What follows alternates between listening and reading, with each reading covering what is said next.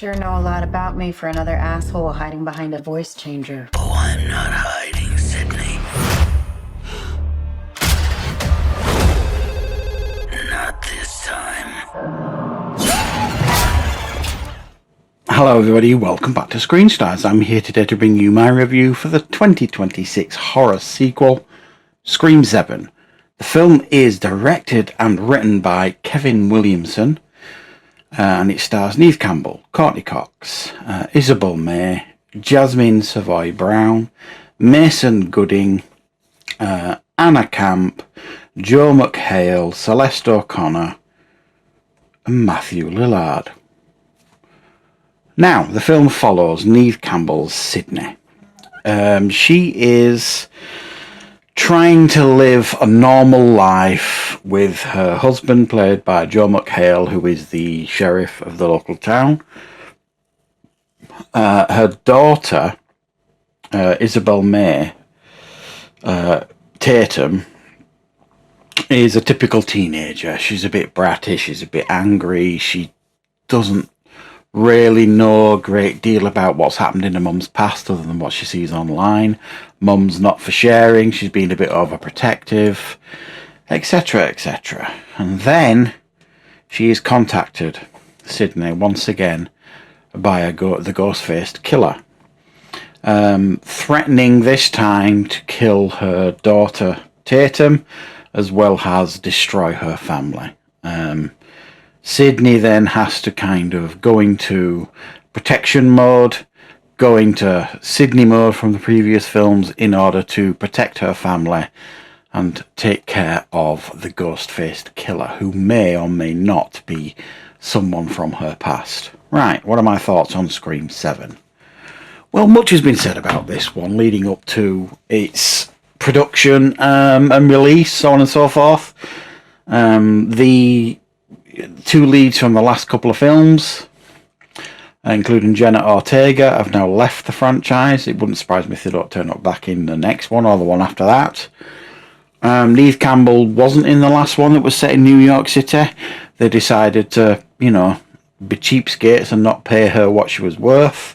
So there was no Sydney in the last film. I remember quite enjoying the last film. But Sydney's back, as well as Gail and other familiar faces in this one. And this is, for fans of the Scream franchise, this has got a very familiar feel to it. Very similar pattern to all the others. You've got the opening of the film where this couple goes to the house where the party was held in the original film, right at the end of the film. Been turned into an Airbnb, a themed Airbnb based on the killings. So they turn up to this Airbnb really thrilled with all the horrific things that are in the house. And guess what? There's a ghost-faced killer there. So that's your opening kind of thing there. And then we move straight on there to Sydney and her family. The setup doesn't really take long before we get the phone call from the Ghostface Killer. And the Ghostface Killer kind of presents itself as somebody from her past, unmasked. And she then has to kind of try and find out if it's real, and while at the same time keeping her family safe, because Ghostface, as he always does in all the films, appears to be everywhere. So I mean, the setup's fine and no issues at all. I think right up until the final act, I thought this was a solid Scream outing. I really did. I enjoyed it. It was nice seeing Sydney back. The family dynamic and stuff worked. Apart from the fact that she's not married to Patrick Dempsey, which was, I believe, canon after Scream 3. She's actually married to Joe McHale in this film. Now, my understanding is that Patrick Dempsey's scheduling conflicts prevented him from appearing in this. So she isn't married to Patrick Dempsey. She's married to Joe McHale's character, who is a sheriff. But he's absolutely fine in this as well. You know what I mean? I don't have an issue with him at all. He's just a bit, I don't know, surprising, I suppose, when you're kind of expecting Patrick Dempsey, but they've obviously had to make a few tweaks here and there for this film to kind of make it work.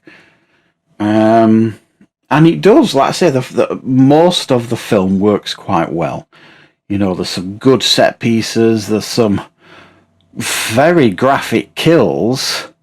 I don't remember the Scream franchise being quite as graphic as this. I might be wrong.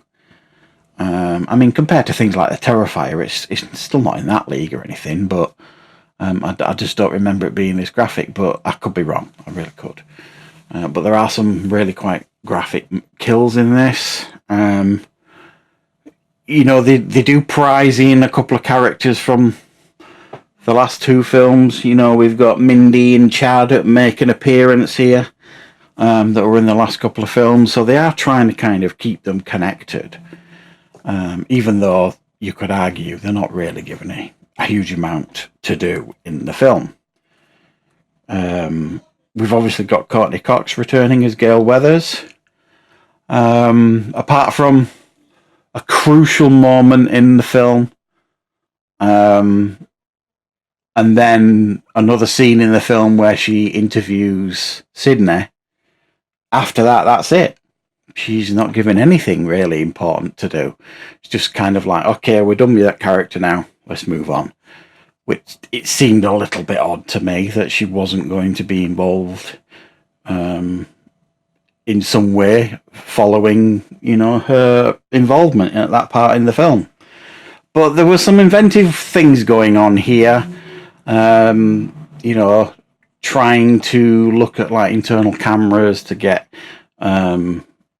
around the killer sort of thing. The use of AI, which is so prominent now, you know, with deep fakes and AI and everything like that. They dabble with that in this as well to kind of bring it right up to date.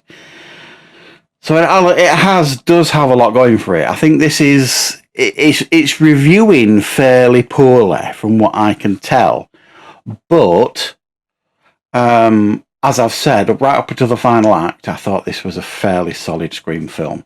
And then we get to the final act, and the killer reveal, massively underwhelming. But I seem to remember thinking that in the last couple of Scream films as well. But here in particular, number one, I figured out who one of them was. It wasn't hard.